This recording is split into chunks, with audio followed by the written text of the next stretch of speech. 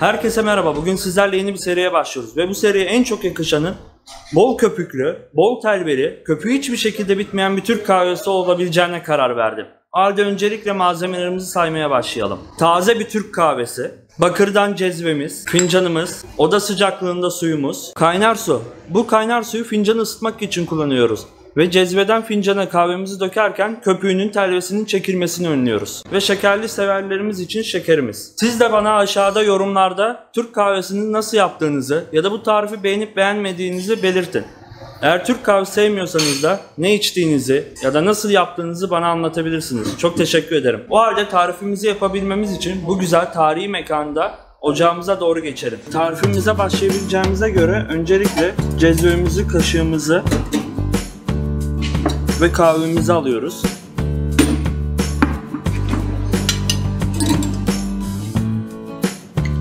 Kahveyi şu şekilde gördüğünüz gibi bir tepeleme kaşık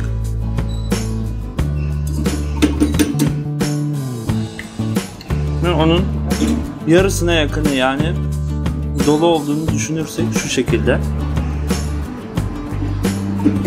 cezvemize koyuyoruz. Ve size bahsettiğim gibi fincanımızı ısıtabilmek için fincanımızı sıcak suyla dolduruyoruz. Doldurduktan sonra onu da ateşin yanında kalacak şekilde yerleştiriyoruz. Ve daha sonra tabağımızı alarak da kahvemizi nerede dolduracaksak oraya koyuyoruz bunu. Daha sonra cezvemizin altını yakıp burada oda sıcaklığındaki suyu ekliyoruz.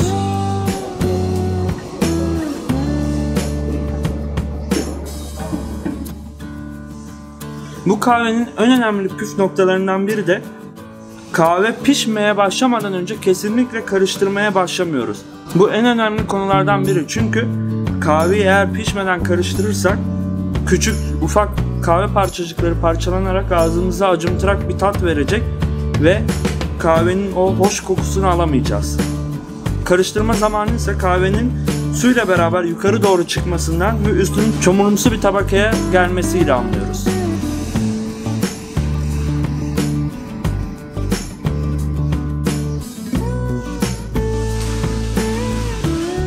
Kahvemiz yukarı doğru şişmeye başladı ve çamurumsu bir tabaka oluşmaya başladı.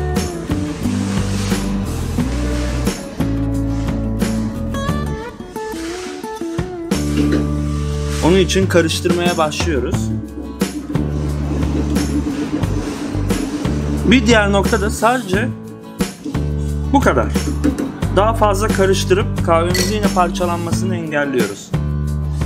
Fincandaki kaynar suyumuzu boşaltıyoruz. Tekrar taşın oraya. Ve kahvemiz taşmadan önce fincana döküyoruz. Tekrar koyup ikinci seferi pişiriyoruz.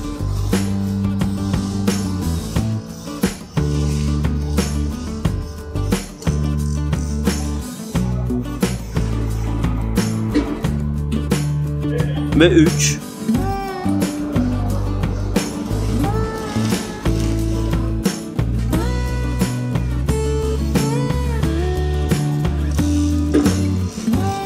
Daha sonra kahvemizi doldurabileceğimiz tabağımıza yerine alıp bardağı üstüne koyuyoruz ve son dibine son kez bir pişirip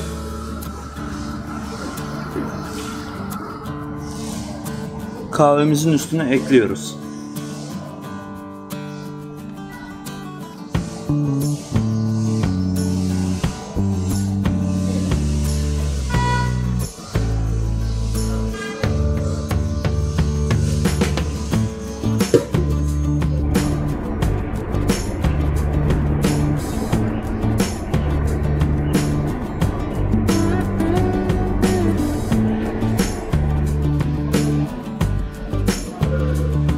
Ve tarifimizi uygulayıp yaptıktan sonra artık keyfini yapma vakti gelmiş.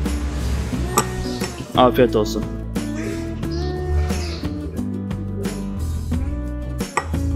Unutmayın, eğer bu tarifi beğendiyseniz like düğmesine ve serinin devamını ve bu tür videoların devamını takip etmek istiyorsanız abone olmayı unutmayın.